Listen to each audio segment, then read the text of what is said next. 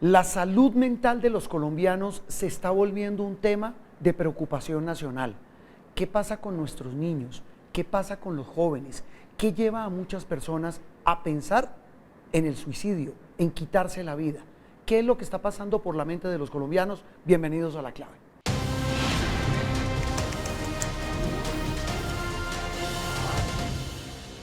Doctora Fernanda, es un gusto. Hace rato que no venía por estos lares, ¿no? Gracias por invitarme a La Clave. La última vez hablamos de reforma de salud, pero eso hacía rato. Además, la clave en este momento es hablar de salud mental. Sí, eso le iba a decir yo.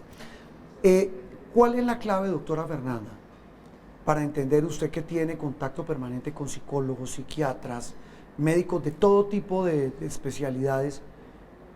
¿Cuál es la clave para entender lo que muchos hoy en el voz a voz dicen, lo que usted y yo cubrimos todos los días en el noticiero, y es que cada vez hay más casos que muestran que la salud mental de los colombianos se está deteriorando?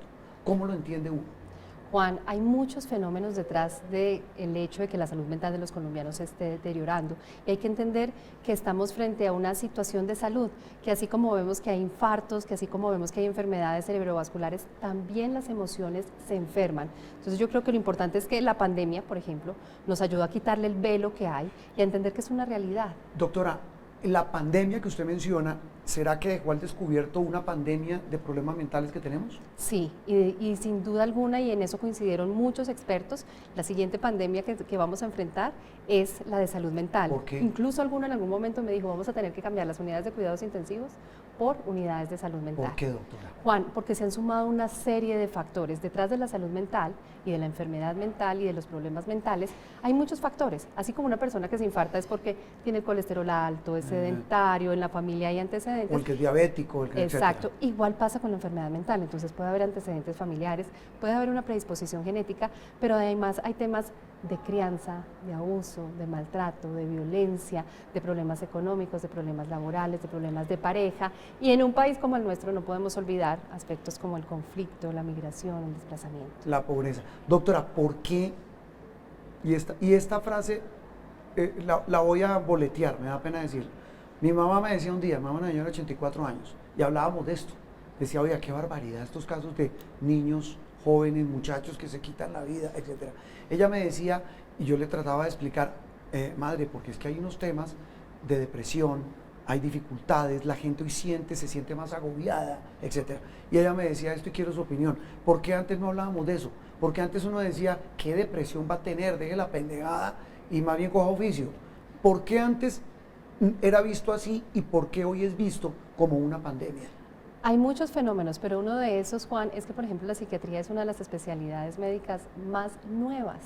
Entonces, estamos empezando a entenderlo, estamos hablando de décadas, frente a siglos, por ejemplo, que tiene la cirugía. Claro. Entonces, Juan, antes, es que esto nos representa un reto. Si usted ve una persona fracturada, usted ve una deformidad y usted ve una herida. ¿Qué ve usted con una persona con depresión? Usted no tiene una herida visible, usted no tiene un sagrado, usted no tiene una inflamación. Entonces eso representa un reto inmenso para poder entenderlo. ¿Sabe que yo no me he caído en cuenta de eso?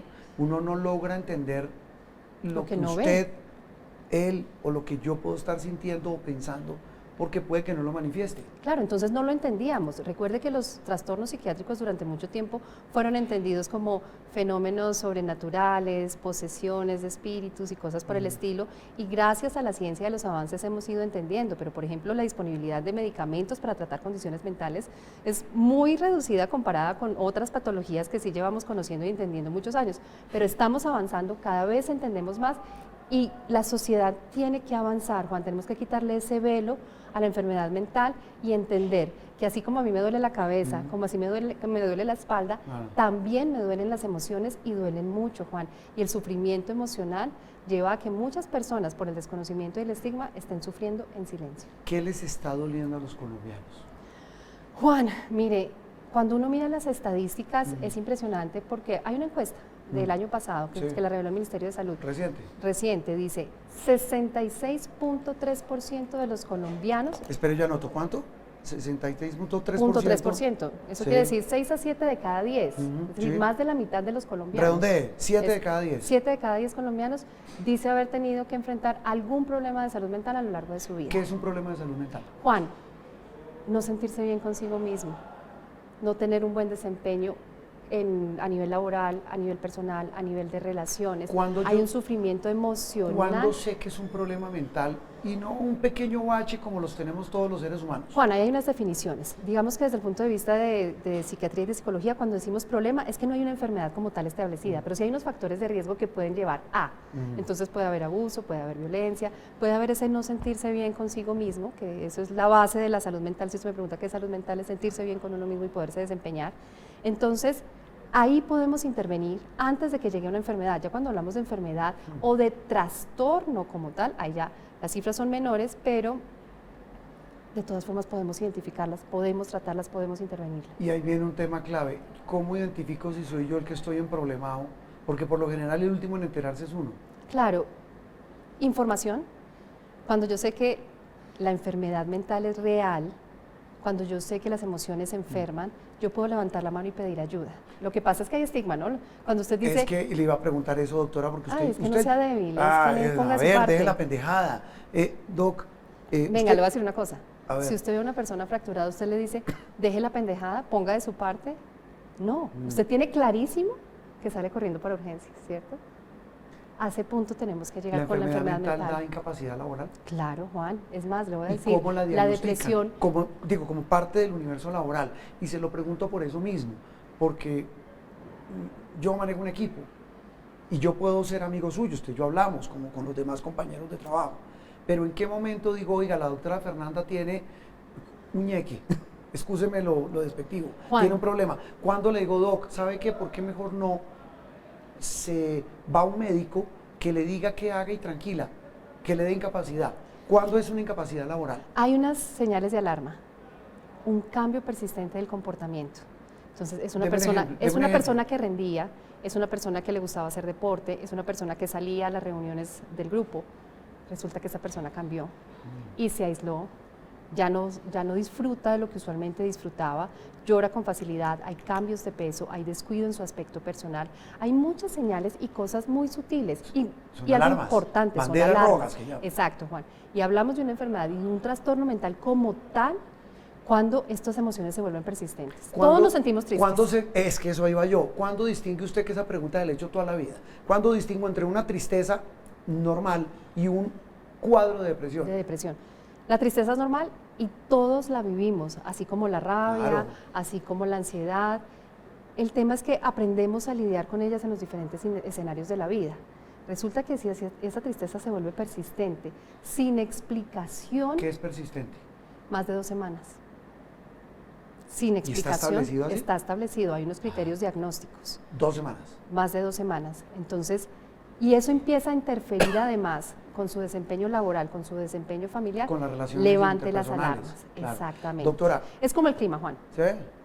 Usted se levanta y está lloviznando y llega aquí al canal y ya está saliendo el solecito y luego hace un Le solazo. cambia el y- ánimo. Claro, así es el ánimo, pero cuando ya lleva 2 semanas lloviendo, usted dice, esto no es normal. Doctora, y viene un cuadro terrible del que hemos hablado y por eso lo conversamos en esta clave. Lo hemos reportado 1, 2, 3 cientos de veces. El suicidio. Es Y más esto- visible en las redes sociales. Una persona, ¿por qué se quita la vida? ¿Qué la lleva a quitarse la vida? El sufrimiento emocional es tan intenso, Juan Roberto, que no ve otra salida posible. Lo que para uno sería, pero es que mire. Eso le es que pasó a la usted- muchacha médica, la colega suya, la médica que decía, me matonean, ya no doy más, estoy toteada. Claro, lo que pasa es que no podemos simplificarlo. El suicidio es un fenómeno muy complejo detrás del cual hay muchos fenómenos. Seguramente el bullying se vuelve como en esa chispita que explota la bomba, pero detrás hay una serie de fenómenos Porque a biológicos, todos nos han ambientales. matoneado. A todos nos han matoneado, exactamente. Pero no todos tenemos los recursos para lidiar. Y una persona que se quita la vida, Juan, yo siempre repito esta frase, una persona que se quita la vida no quiere morir, lo que quiere es dejar de sufrir y no ve otra salida. De ahí la Qué importancia barbaridad, y la insistencia en que podemos hacer mucho en prevención. ¿Cómo se previene eso? Juan, primero identificar factores de riesgo. Entonces, si usted ve que es una persona que puede estar siendo víctima de abuso, que está teniendo esos cambios de comportamientos, aquí la red de familiares y amigos jugamos un papel Es fundamental. fundamental. ¿La soledad es como el caldo de cultivo para eso? Puede ser, y recuerde que además la soledad en este momento se está considerando una enfermedad Sí. y un factor de riesgo tan importante como la obesidad y otros factores relacionados con salud y enfermedad En Colombia, en el mundo. en el mundo. En el mundo. Juan, entonces la red lo que tiene que hacer es identificar a esa persona que puede estar en riesgo, escucharla en lugar de hablar. Lo hacemos siempre con la mejor voluntad, Juan. Venga, no llore, tranquilo, todo va a estar bien. No ¿Qué hagas le dice uno? No diga nada, escuche, Ah, ok. escuche, Mejor- pero escuche con empatía, exacto. ¿Qué es Escuche, empatía? tratando de ponerse en los zapatos de esa persona y de sentir el dolor que está sintiendo esa persona, sin juzgarla, sin burlarse. ¿Eso aplica para la casa, para el trabajo, para el estudio, para Juan, todo? sí, además si uno mira la encuesta que le estoy diciendo del Mm. año pasado, 44% de las personas dicen que el riesgo está en la casa. ¿Por qué a los niños y a los jóvenes les pega tan duro el tema de la depresión? ¿Por qué hay suicidios en niños y jóvenes más que en adultos? Aquí también sin duda es una población vulnerable, la población de jóvenes y la población de Mm. mujeres. Juan, hay también muchísimos factores, pero muchos de ellos tienen que ver con la crianza. Muchos están solos y no encuentran esa red de apoyo. Entonces, ¿en dónde están encontrando la red de apoyo? ¿Dónde me escuchan y me entienden? Lo que pasa es que a veces parece que los adultos olvidamos que fuimos adolescentes. ¿Aquí, en esto? Están ahí, las claro. redes Y muchas sociales? veces ahí no es el apoyo que realmente necesitan, no es la escucha que Doctora. realmente necesitan. Y los papás no tienen que ser expertos, Juan. No, Yo siempre les digo, actúa desde el amor de papá. la empatía. Y desde el amor de papá. Yo no sí. me las sé todas. Usted dice, ¿qué le digo? Usted no sabe. No, los Pero niños, los esté pelados ahí. no vienen con manual de instrucciones. Esté ahí, dígale, mire, yo Aquí no sé estoy. qué hacer, pero aquí estoy. Mm. Y entre los dos vamos a buscar ayuda. El trago, ¿qué tanto Ese pesa? es un problema muy, Ni qué muy decir la droga, frecuente. ¿no? Claro, tal vez el consumo de alcohol, según el estudio, el último estudio nacional de salud mental que fue hace 9 años, necesitamos, y valga la pena hacer la cuña, necesitamos un Eso es estudio distinto de la reciente. encuesta del año pasado. Es distinta, sí. Ajá.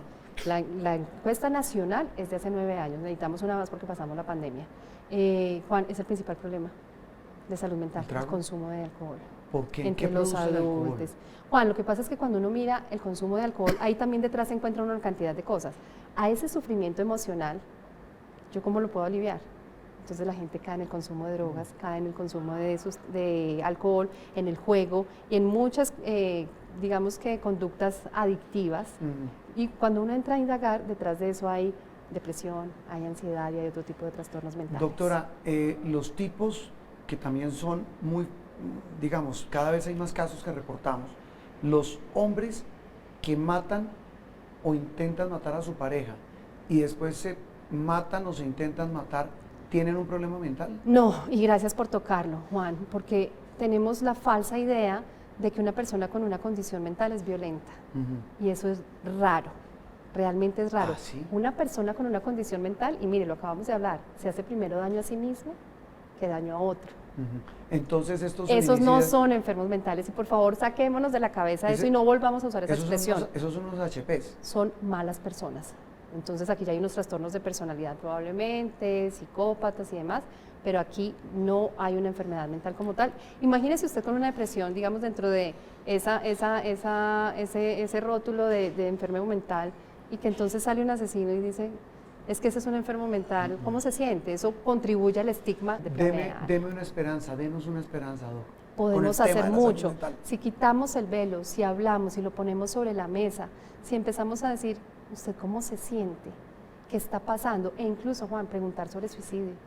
Esta semana yo entrevistaba a una psiquiatra y me decía, no preguntar incluso puede ser negligencia, porque estamos hablando de una ¿Y vida quién de una tiene que persona. preguntar? Uno como red de apoyo. A esa persona que está tan triste, que uno está viendo tan agobiado, uno le dice, estás tan triste que en algún momento has pensado Uno en como quitarte jefe la debe vida. hacerlo. Sí, has pensado en quitarte la vida y de pronto usted está abriendo una puerta para salvar una vida.